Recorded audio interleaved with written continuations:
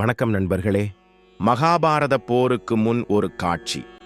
தருமன் தன் சகோதரர்கள் பீமன், அருச்சுனன், நகுலன், சகாதேவன் ஆகியோருடன் அமர்ந்திருக்கிறான். கிருஷ்ணனும் ஏதோ நினைத்தபடியே இங்கும் அங்கும் உலாவிக் கொண்டிருக்கிறான்.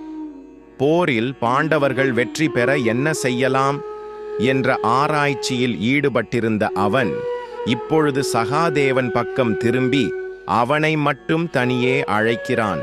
சோதிட சாத்திரத்தை கசடறக் கற்றவன் சகாதேவன். இதை பூரணமாக அறிந்தவன் கிருஷ்ணன்.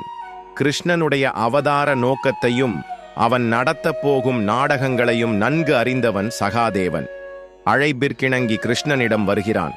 கிருஷ்ணனும் அவனை ஒரு தனி இடத்திற்கு அழைத்துச் செல்கிறான். கிருஷ்ணன்: சகாதேவா, நியாயமான போட்டியில் வெற்றி காண்பதற்கு சோதிட ரீதியாக ஒரு வழி சொல்வாயா?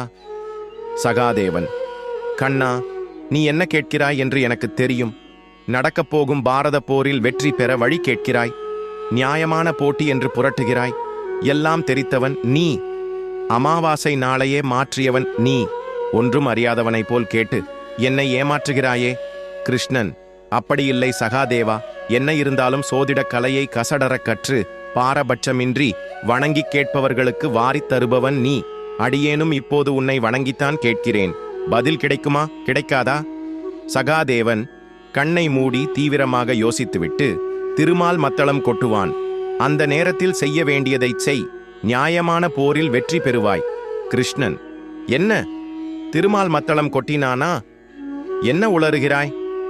குறும்புச் சிரிப்பை உதிர்க்கிறான். சகாதேவன்: கிருஷ்ணா, உத்தம வழிபாட்டிற்குரிய தெய்வம் நீ. இருந்தாலும் நீயே செய்ய வேண்டிய அதி உத்தம வழிபாடு ஒன்று உண்டு. அந்த வழிபாட்டில் திருமால் தவறாது மத்தளம் கொட்டுவார். அதைத்தான் சொன்னேன். கிருஷ்ணன்: சகாதேவா, ஆர்வத்தை தூண்டிவிட்டு வேடிக்கை பார்க்கிறாயே. அந்த அதி உத்தம வழிபாடு யாது? சகாதேவன்: கிருஷ்ணா, அனைத்தையும் அறிந்தவன் நீ. இருந்தாலும் மக்களுக்காக கேட்கிறாய். சொல்கிறேன். பிரதோஷம் என்று ஒரு அதி உத்தம வழிபாடு உண்டு. அதில் எம்பெருமானாகிய சந்திரசேகர மூர்த்தியும் அம்பிகையும் நந்தி வாகனத்திலமர்ந்து பவனி வருவர். அதையே பிரதட்சிணம் என்றும் சொல்வர். பிரதட்சிணத்தில் பல வகை உண்டு. அதில் உத்தமமானது சோமசூக்த பிரதட்சிணம் என்பது. அந்த சோமசூக்த பிரதட்சிணத்தில் ஈசன் வாகனத்தில் ஈசான்ய மூலைக்கு வரும்போது மகா தூப தீப ஆராதனைகள் நடக்கும். அதை குருவருளால் முறையாக தரிசனம் செய்தால் முறையான போட்டியில் தவறாமல் வெற்றி கொள்ளலாம்.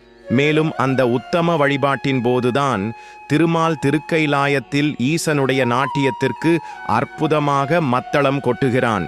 பிரதோஷ வழிபாட்டு மகிமைகளில் மூழ்கிய நிலையில் கிருஷ்ணன் தன் குரு உத்தம சாந்திபீனியிடம் வருகிறான்.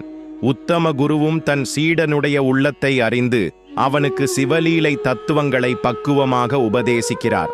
அதிலிருந்து பிறந்தது பிரதோஷ வழிபாட்டின் மகிமையும் பெருமையும். மக்கள் உணர்ந்து உய்யவே இவ்வாறு அவதார மூர்த்தியாகிய கண்ணனே அலைந்து திரிந்து பிரதோஷ வழிபாட்டின் மகிமைகளை உணர்ந்தான் என்றால், மக்களாகிய நாம் இன்று வரை பிரதோஷ வழிபாட்டின் மகிமையை உணர்ந்தோமா? அல்லது உணர முயற்சித்தோமா? அல்லது உணர்ந்தறிந்த உத்தமர்களைத்தான் நாடினோமா? இல்லை. இருப்பினும் யாம் பெற்ற இன்பம் பெருக இவ்வையகம் என்ற பரந்த நோக்கத்துடன் புவியில் உலவி வரும் அகத்திய பீடத்தின் அழகுறச் செய்யும் தன்னிகரில்லா அங்காள பரமேஸ்வரி அடிமை ஸ்ரீல ஸ்ரீ வேங்கடராம சித்தர் அவர்கள் கிருஷ்ணன் சாந்திபீனியிடம் பெற்ற பிரதோஷ ரகசியங்களை, போகர் அகத்தியரிடம் கற்ற அற்புத பிரதோஷ மகிமைகளை மக்களுக்காக மக்கள் புரிந்து கொள்ளும் வகையில் எளிமையாக அருமையாக இங்கு அள்ளி கொடுக்கிறார்கள்.